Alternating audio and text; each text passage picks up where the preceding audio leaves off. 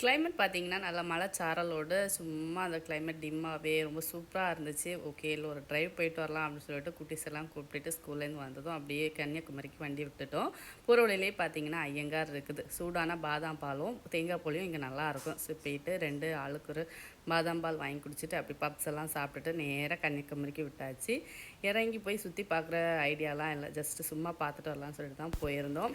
Shops எல்லாம் பார்த்தீங்கன்னா க்ளோஸ்டாக தான் இருந்துச்சு. இங்கே கன்னியாகுமரி சுற்றி பார்க்க வந்த டூரிஸ்ட் மக்களுக்கெல்லாம் ரொம்ப கஷ்டமாக இருக்கும். ஆள் கூட்டமே இல்லை. ஷாப்ஸ் எல்லாம் பார்த்தீங்கன்னா மோஸ்ட்லி க்ளோஸ்டாக தான் இருந்துச்சு. 1, 2 கடை தான் இந்த மாதிரி இருந்துச்சு. நம்ம பீச்சுக்கு வந்தாலே ஃபேவரேட்டான பட்டாணி சுட்டல் வாங்கி சாப்பிட்றது தான். காருக்குள்ளேயே இருந்து வாங்கி சாப்பிட்டுட்டு குட்டீஸ் பார்த்தீங்கன்னா கீழே இறங்கி போவோம், கடல் பார்த்துட்டு வரோம், கால் நனைக்கணும் அப்படின்னு சொல்லிட்டே இருந்தாங்க.